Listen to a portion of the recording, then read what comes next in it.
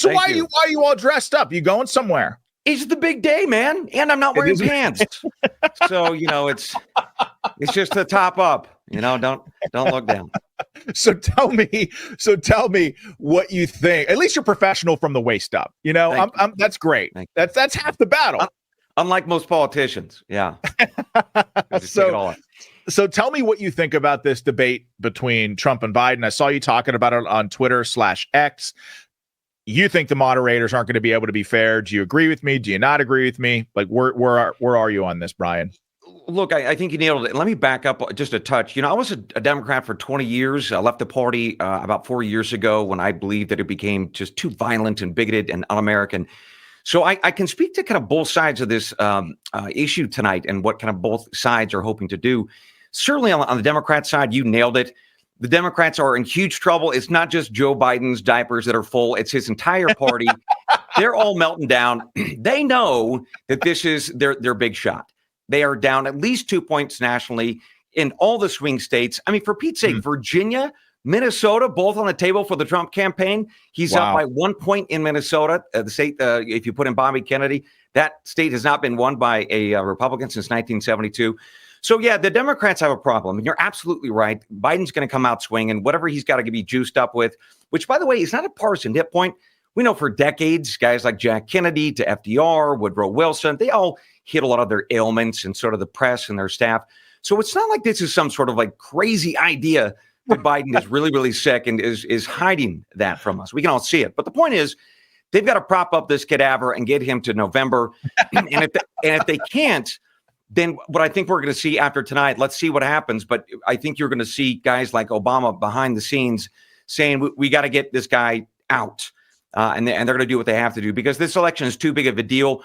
If we've got Trump in the White House and if the Republicans take the Senate, then we've got one or two of those Supreme Court justices who step down. You're talking about a court now that's not just like a 6-3, but potentially a 7-2. So Democrats know this is a big deal. This is a very big election, and they're not going to let Cadaver Joe just kind of bumble his way to the finish line. They will fight this one. So you're spot on. This is a big, big debate, big consequences for the nation and both parties, but really for the American people. And you are, I think, correct to say that Trump really needs to speak to that. He is in the pole position. He just has to show that he is perhaps less entertaining and shooting from the hip, perhaps, than that some of those independents in places like Michigan and Pennsylvania need to see and hear from him. They just kind of need to have some of those nerves assuaded, right? So I think that is his big call for tonight. But we'll see. He was asked, was it last week? Like, what's he going to think? What does he think this is going to be about? How's it going to go? And he said, it could be really boring or a lot of fun and crazy. Who knows? So that's so Trump, right? So let's see. It is. So you said so many things that were really interesting to me. So number one, Virginia in play, Minnesota in play. And look, I don't trust one poll, but I trust trends. And it seems like since the Democrats have engaged in this, what is unprecedented, un-American lawfare against the president, you can go back to when these cases started and track empirically Trump rising in the polls. I think that's because America loves an underdog. And somehow, some way, Trump was a former president. Yet we have the dynamic, Brian, where he's an underdog again because it really is Trump. The reason why Trump has power. I mean, the media likes to make it, it's a cult. It's a cult.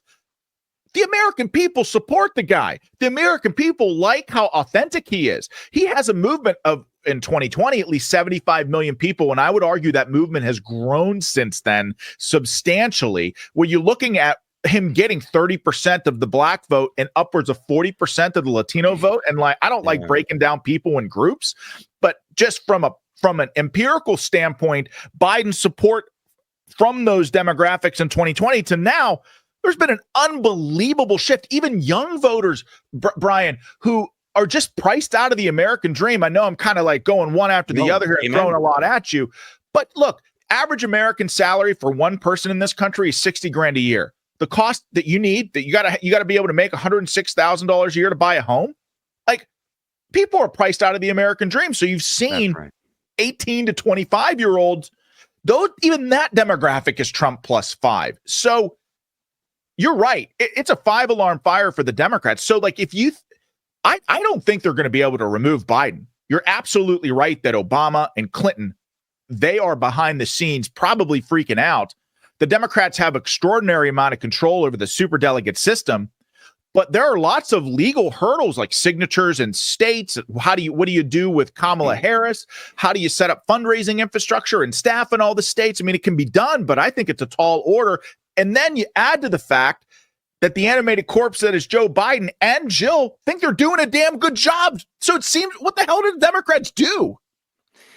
Well, look, you are correct to say that there are all kinds of hurdles, but at the end of the day, Obama and Clinton and other folks in the DNC, that this is a party crisis, and they are going to respond. You know, I think sometimes politicians get confused thinking they are the party and they are the big deal.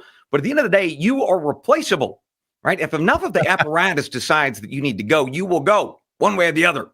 Yeah. So I think that is what Biden's looking at, and it really depends on how he performs tonight. So it really is a big deal. And I would just underline something that you said. It's really important. The American people are exhausted. A lot of them are broke. They're stressed. They're fatigued. They look around, not just this country, but the world that's on fire. And it's not about a cult. We have 8 ISIS members who were just arrested less than a week ago. We have people who are being, women being raped, and it's a nightmare. You have a majority of Latinos in this country, Hispanic people, who want a mass deportation program. Right? If this is a cult, it's the weirdest cult I have ever seen, because it's everybody. So we can just dispense with this silly idea of the cult stuff. That's just a talking point by propagandists and the regime apparatic folks who really are just frightened for their jobs, right? And they've created hysteria, and they got to keep it going.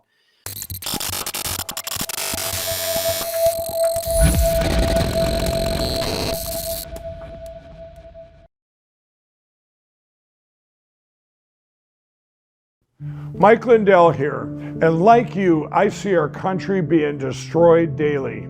We face massive economic issues, and I can tell you from firsthand experience, there are people in power who threaten the values that have made our country great. Well, I've been a believer in gold and silver for a long time, and I've searched for years for a partner that shares my values. Well, Genesis Gold Group showed me how easy it is to protect your IRA, 401k, or your retirement with gold and silver.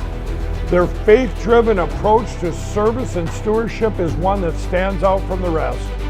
To get your free definitive gold guide and get started learning more about investing in gold and protecting your retirement from uncertain times, visit treasureandtrust.com now. Fill out the basic contact form and a member of the team will be in touch. Again, that's treasureandtrust.com or call 855-625-7760.